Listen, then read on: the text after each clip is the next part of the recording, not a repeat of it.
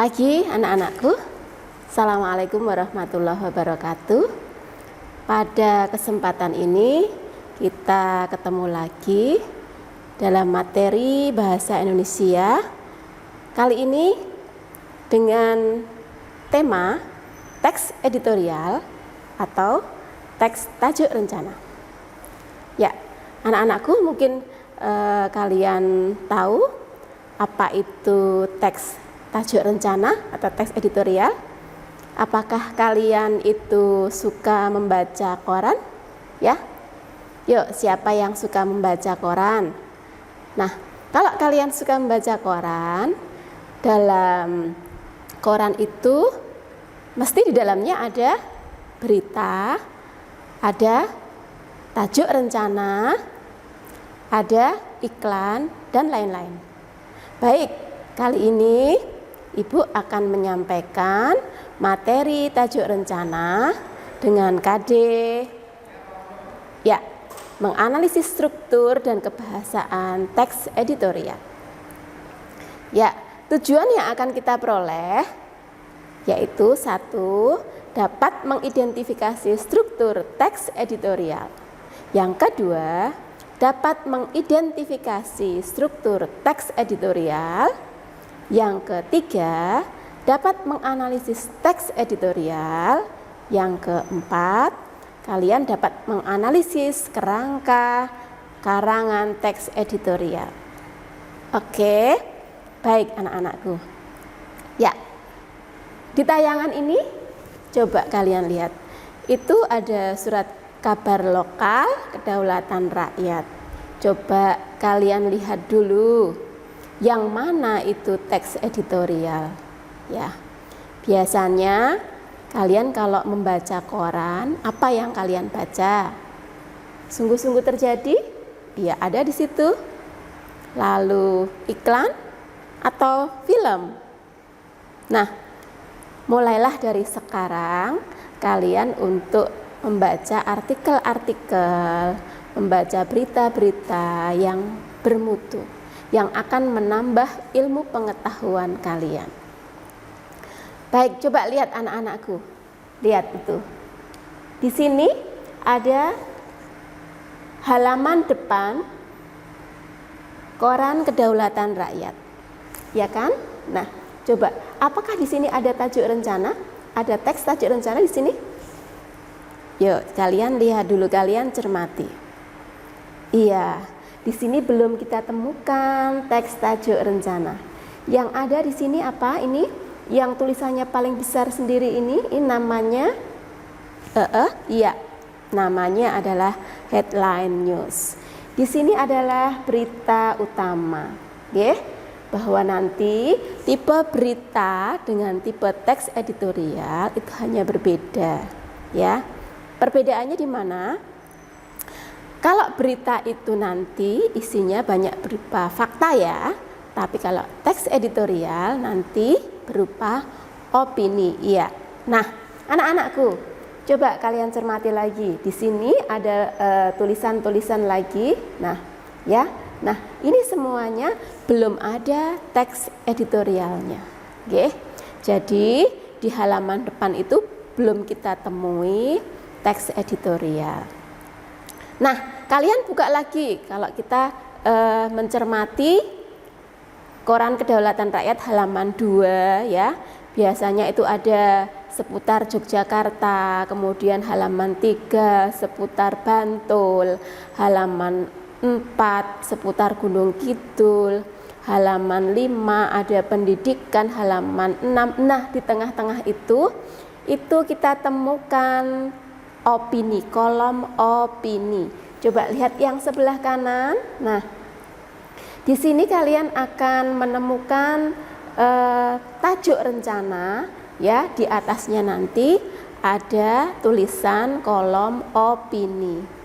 Ya kan? Pasti kalian pernah membaca. Siapa di antara kalian yang belum pernah membaca teks editorial?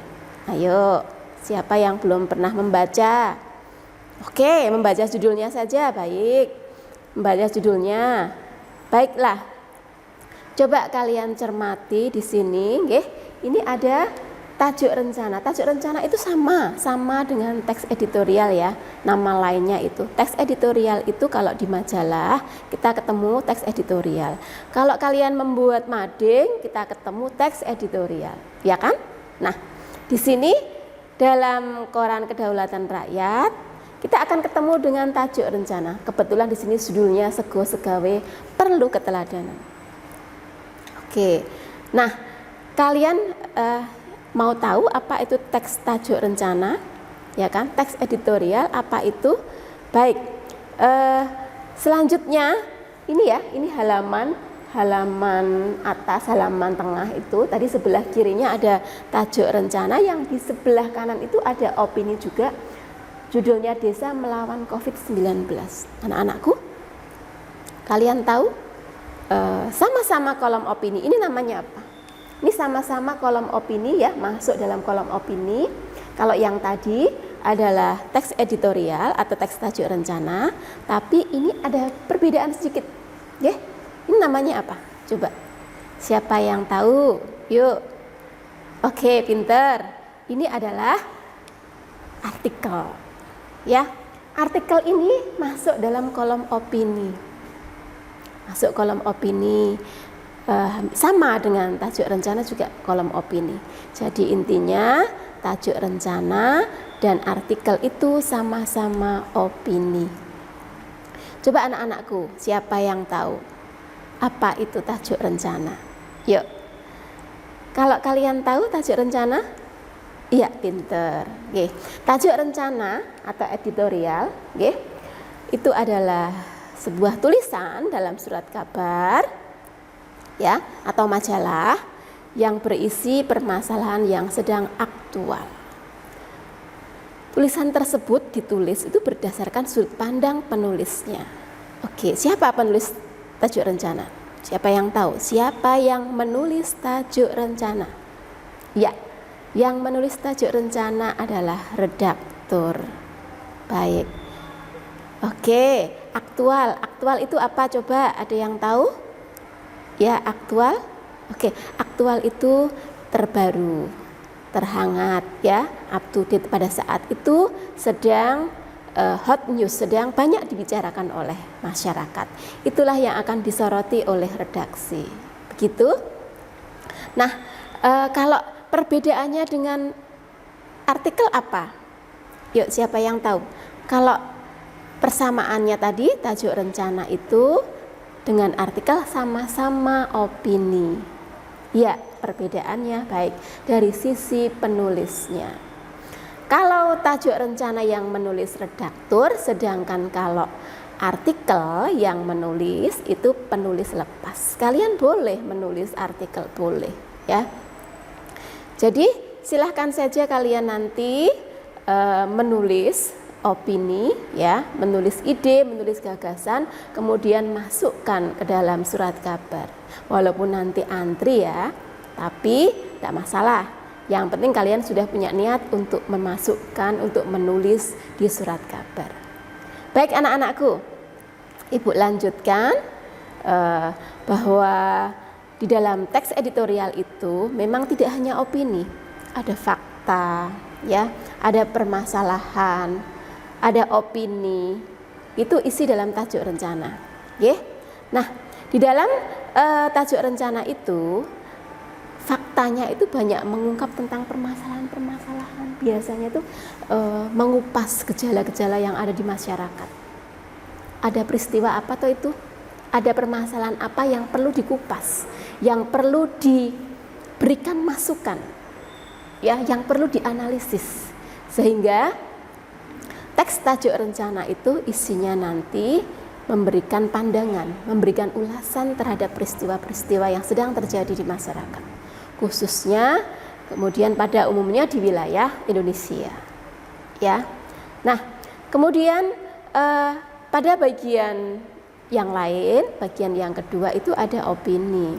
Opini itu otomatis isinya adalah tanggapan, ulasan dari penulisnya.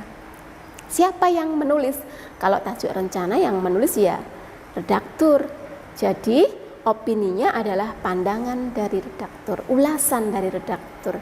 Apa solusi-solusi yang diberikan oleh redaktur terhadap permasalahan tersebut. Oke, jadi pada intinya walaupun tajuk rencana itu masuk dalam kelompok opini, tetapi tetap tidak menutup kemungkinan bahwa di dalamnya ada fakta juga. Ya, jadi dalam sebuah tulisan fakta dan opini itu memang selalu hadir di situ. Ya, hanya saja orientasinya nanti fokusnya itu di mana. Makanya kalau teks editorial, ya teks tajuk rencana itu fokusnya di opini, karena itu ulasan, pandangan dari redaksi. Baik, nah Ibu lanjutkan.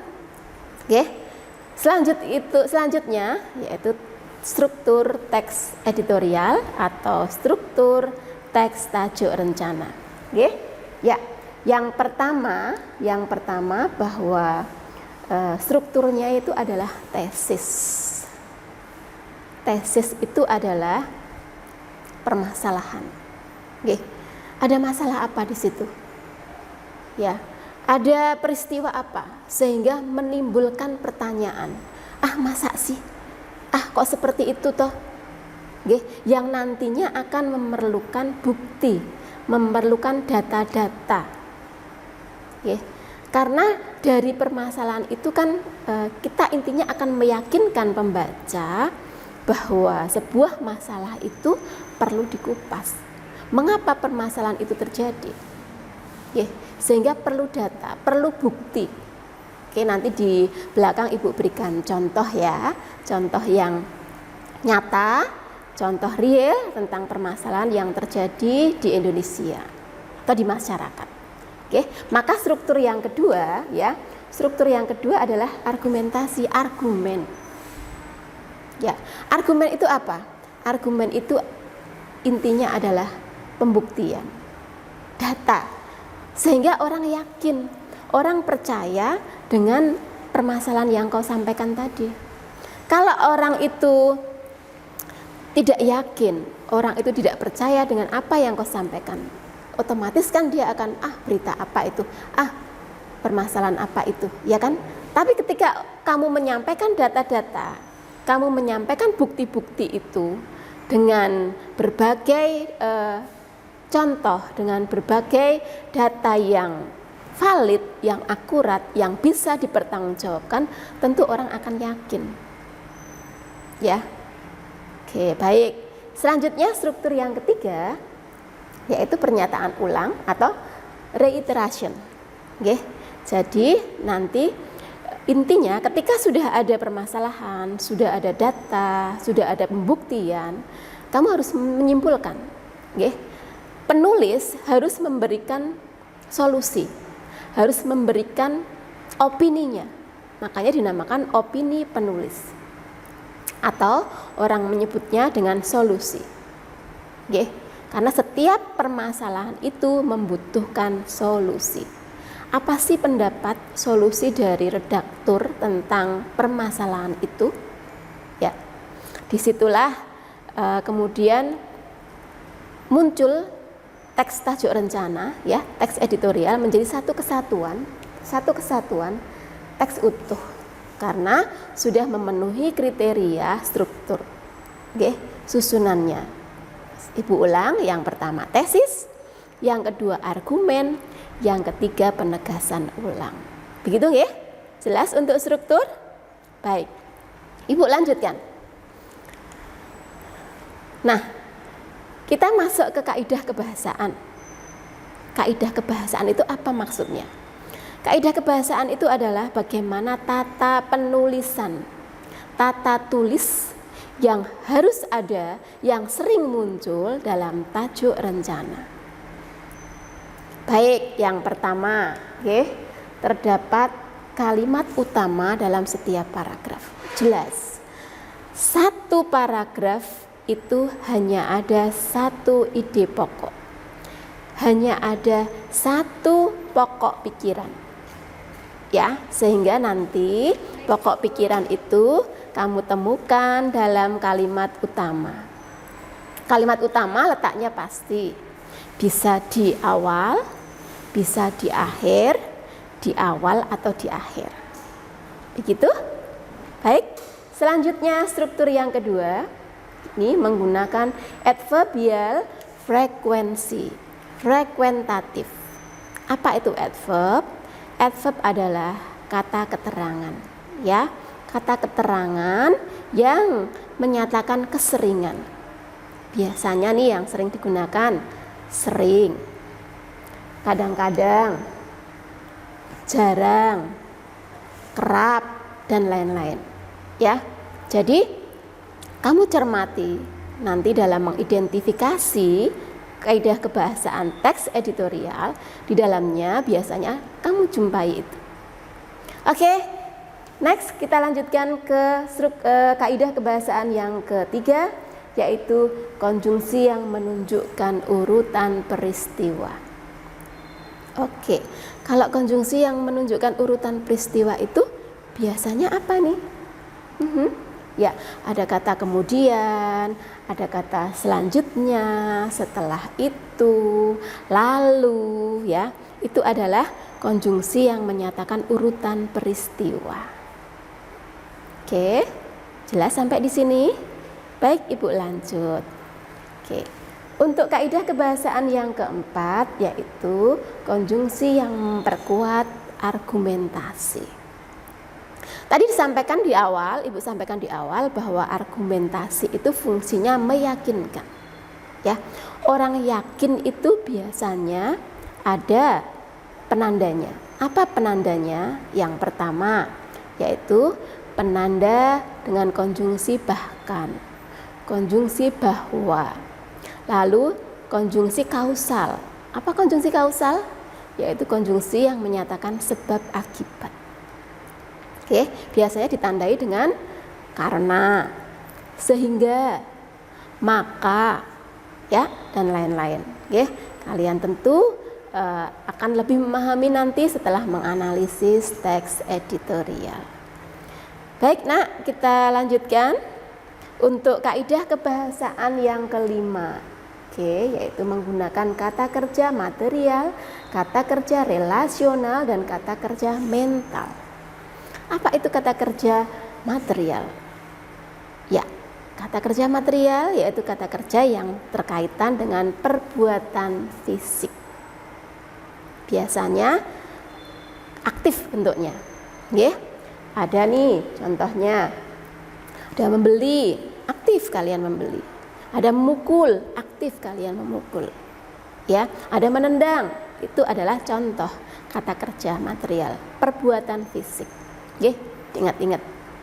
Oke, selanjutnya adalah kata kerja relasional. Relasional itu relasi, menghubungkan.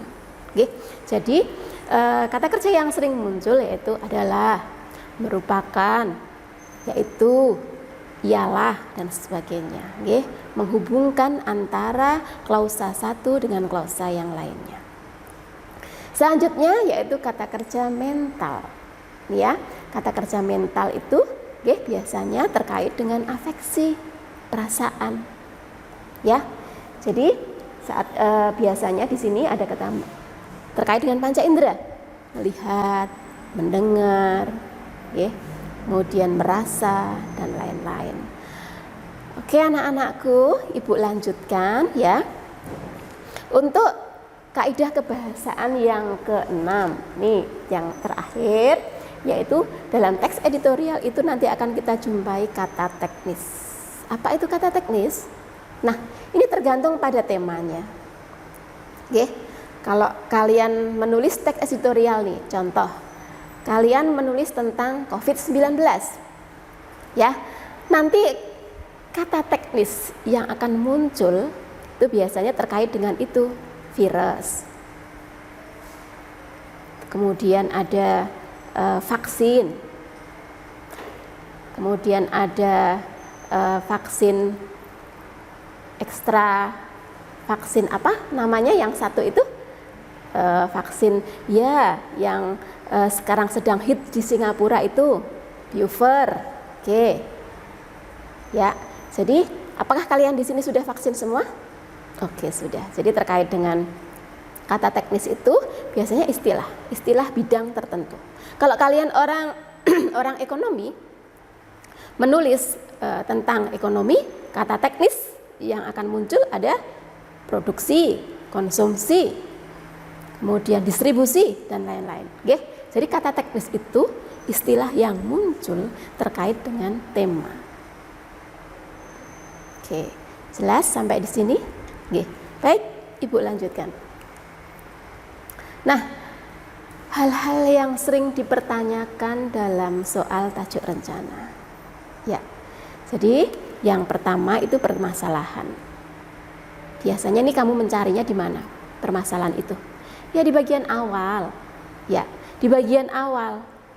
Jadi apa yang harus dipecahkan permasalahan itu? Apa yang menjadi topik pembahasan itu? Ya, itu adalah permasalahan. Nanti Ibu berikan contoh di belakang. Yang kedua adalah opini penulis. Apa itu opini penulis? Opini penulis itu adalah solusi. Solusi atau jawaban dari permasalahan yang dikupas. Oke, biasanya ini ulasan dari redaktur. Oke, yang ketiga berpihak kepada siapa. Oke, jadi ini soal yang sering muncul dalam teks editorial. Berpihak itu artinya siapa yang dibela. Dalam teks editorial itu penulis itu membela siapa. Oke. Jadi silahkan kalian cermati dalam tulisan-tulisan teks editorial. Lalu yang keempat, ditujukan kepada siapa? Siapakah yang harus tersentil? Siapakah yang harus merasa? Siapakah yang harus dikritiki di situ? Ya, siapa yang harus dikritisi? Itulah maknanya ditujukan kepada siapa. Oke. Nah, kalian harus bisa membedakan. Jadi antara berpihak kepada siapa dan ditujukan kepada siapa. Oke, baik. Itulah 4 hal yang sering muncul dalam soal-soal teks editorial. Lanjut ya, anak-anak. Oke. Nah, ini Ibu berikan contoh. Ibu berikan contoh. Oke. Ibu mempunyai sebuah permasalahan, oke, sebuah tesis yang berbunyi Jakarta menjadi langganan banjir. Hujan tidak hujan, Jakarta itu banjir. Ah, masa? Apa iya? Nah, ini kan perlu pembuktian. Ini perlu data. Oke, perlu bukti yang nanti akan kamu tuliskan di struktur yang kedua, yaitu struktur argumentasi. Permasalahan yang berbunyi, tesis yang berbunyi Jakarta itu sering banjir. Itu perlu bukti, perlu data. Buktinya apa? 1. Infrastruktur yang kurang mendukung. Apa iya? Coba kalian cermati di Jakarta seperti apa. Jakarta itu gedung-gedungnya banyak yang bertingkat. Jalan-jalannya banyak yang menggunakan aspal, kemudian beton. Semuanya itu hampir tidak ada jalan-jalan yang berupa tanah. Di Jakarta jarang ditemui seperti itu. Oke, pengairannya, irigasinya kurang bagus. Oke, itulah yang dinamakan infrastruktur yang kurang. Itu bukti yang pertama. Nanti kamu kembangkan sendiri ya. Yang kedua, kebiasaan masyarakat yang kurang baik. Kamu lihat bagaimana kebiasaan masyarakat di sana? Ya, ini juga kita harus introspeksi diri, tidak hanya warga masyarakat di Jakarta, tapi kita sendiri juga harus begitu, ya. Kebiasaan yang kurang baik, ya, terutama kurang peduli terhadap lingkungan itu, mari kita buang jauh-jauh. Oke, kalau kita membuang sampah, ya jangan di sungai, oke, jangan di selokan, karena itu akan menyumbat air, sehingga air dari banjir itu tidak akan bisa sampai ke lokasi, ke hulunya. Nah, selanjutnya letak geografis kota Jakarta. Kamu tahu letak geografis kota Jakarta bagaimana? Letak geografis kota Jakarta itu posisinya di bawah air laut, ya kan? Coba kamu lihat di Google ya, bahwa posisi Jakarta itu sangat rendah.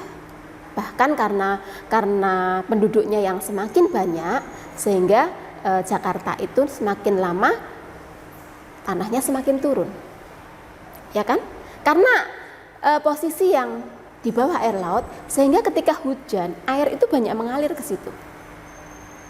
Ketika panas pun, ya kan, air laut pasang juga akan merendam Jakarta. Oke, makanya bagaimana solusi-solusi nanti kamu sampaikan di bagian opini. Yang keempat adalah dukungan pemerintah. Dukungan pemerintah itu sangat penting. Oke, apalagi dalam menciptakan kawasan yang bebas banjir. Oke, karena pemerintah adalah penentu sebuah kebijakan. Oke, nah ini adalah model analisis anak-anak. Model analisis. Oke. Kalau kalian itu nanti membuat teks editorial, teks tajuk rencana dengan model analisis seperti ini, itu bagus. Kalian berarti sudah bisa menganalisis sebuah kasus dengan argumen-argumen, dengan data-data. Tetapi ada yang lebih bagus lagi apabila kamu bisa membandingkan kasus menggunakan model analogi. Maksudnya analogi bagaimana, Bu? Apa itu analogi? Analogi itu adalah perbandingan. Ya, perbandingan kasus. Kok bisa perbandingan seperti apa, Bu? Baik, mari kita lanjutkan. Yuk.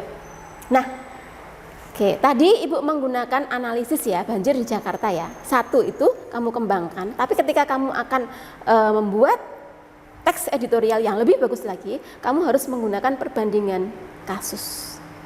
Oke, perbandingan kasus yang seperti apa? Yang pertama di sini Ibu membandingkan dengan Belanda. Kamu tahu Belanda persamaannya? Ya, bahwa Belanda itu posisinya, letak geografisnya sama dengan Jakarta. Posisinya juga di bawah air laut. Tapi coba kamu amati, apakah Belanda sering banjir? Sering kebanjiran? Panas tidak panas? Tidak hujan, tidak panas? Apakah banjir? Ternyata tidak. Ya, sama-sama posisinya di bawah air laut.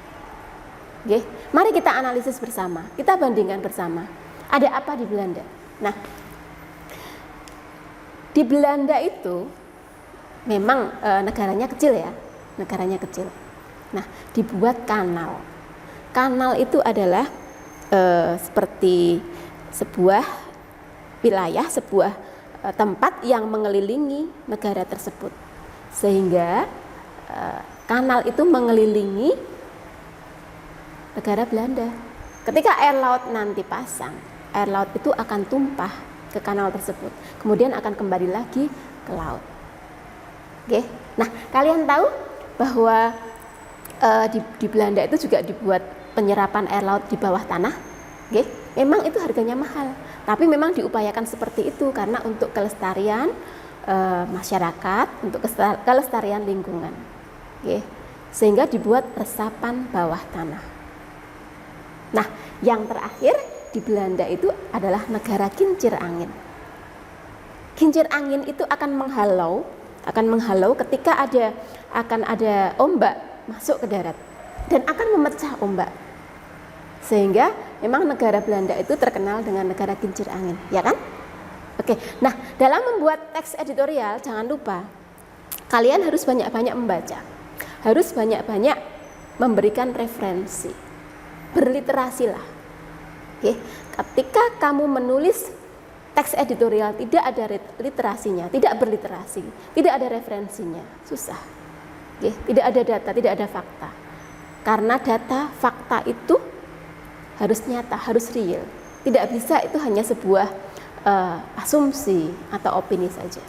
Oke, nanti opininya itu ada pada solusinya. Begitu, Nak? Baik. Nah, Ibu sudah memberikan contoh tentang membuat tajuk rencana dengan model analisis dan model analogi. Model analisis sekedar saja menganalisis kasus itu, tapi menganalogikan berarti membandingkan kasus. Nah, kita lanjut. Oke. Nah, ini Ibu sampaikan tadi perbandingannya, perbandingan kasus. Ini kerangka yang akan kalian kembangkan menjadi sebuah teks editorial, teks tajuk rencana. Kerangka ini silahkan nanti kalian coba untuk membuat seperti itu. Baik anak-anakku, jadi menulis itu adalah memanen dari apa yang pernah kita baca. Ya, Baik nak, itulah tadi materi tentang teks editorial atau teks tajuk rencana. Ya, ketika kita menulis tajuk rencana tadi, kita nanti akan berkaitan dengan fakta dan opini. Ya, opini nanti akan banyak kita gunakan pada solusi. Oke, pada bagian akhir atau pada bagian kesimpulan, yaitu pada ulasan redaktur. Nah, anak-anakku, Ibu harap kalian bisa menerapkan apa yang sudah Ibu sampaikan. Oke, sekian dari Ibu. Terima kasih. Selamat siang. Assalamualaikum warahmatullahi wabarakatuh.